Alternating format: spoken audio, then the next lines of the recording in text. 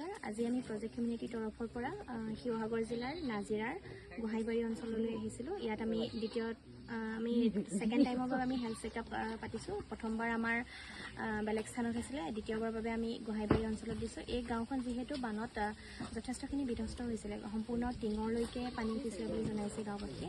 প্ৰায় 30-32 ঘৰ মানুহ আছে। আমি তেওঁলোকক খবৰ দিছোঁ আৰু আমি যিখিনি পাৰোঁ, আমাৰ লগত চিকিৎসক আছে, প্ৰজেক্ট কমিউনিটিৰ মেম্বাৰ্ছ, ভলাণ্টিয়াৰ্ছ সকলোখিনি আছে।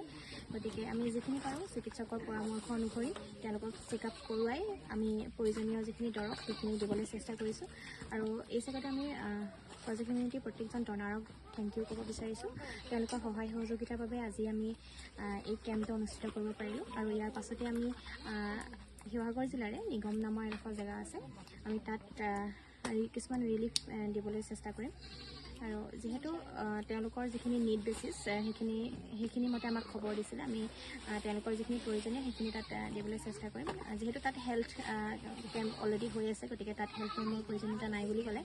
গতিকে এইখিনি জেগাত আমাক খবৰ দিলে যে এইখিনিত হেল্থ কেম্প হৈছে যদিও মানুহখিনি যথেষ্ট বেমাৰত ভুগি আছে। গতিকে আমি প্ৰয়োজনীয় চিকিৎসকৰ পৰামৰ্শ অনুসৰি, আমাৰ লগত চিকিৎসকো আহিছে, তেখেতকৰ পৰামৰ্শ অনুসৰি আমি চেকআপ কৰোৱাই মেডিচিন দিয়াৰ ব্যৱস্থা কৰিছোঁ।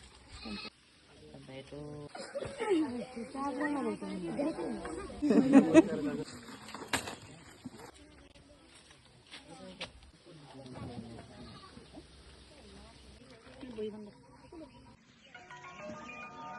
ইতিমধ্যে আপোনালোক গম পাইছে হেল্থ কেম্পৰ কাৰণে আমি আহিছিলোঁ প্ৰজেক্ট কমিউনিটিৰ তৰফৰ পৰা।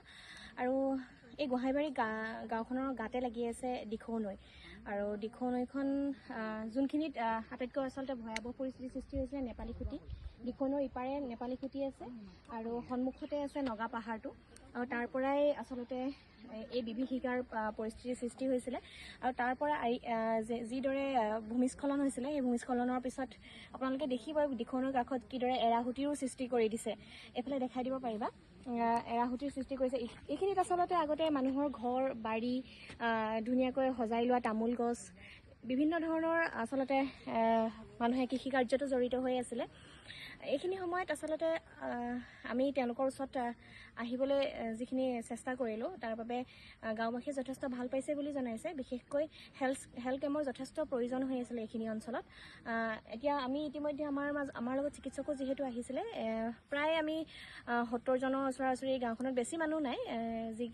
প্ৰত্যেক ঘৰতে আমি প্ৰত্যেক ঘৰ লোককে আমি আচলতে যি হেল্থ কেম্পত অন্তৰ্ভুক্ত কৰিব পাৰিলোঁ, তাৰ বাবে যথেষ্টখিনি ভালো লাগিছে। আৰু প্ৰত্যেককে যিখিনি পৰ্যাপ্ত মেডিচিন সেইখিনি দিবলৈ আমি সমৰ্থ হ'লোঁ।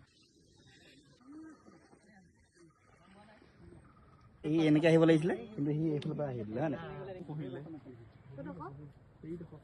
বানপানীৰ পাছৰ দৃশ্য এয়া দিখৌ নৈৰ কাষতে যি বান পৰিস্থিতি, বিধ্বংসী বান সৃষ্টি হৈছিলে, তাৰেই নদীৰ সোঁত সলাই এইদৰে এৰাসুতিৰ সৃষ্টি হৈছে।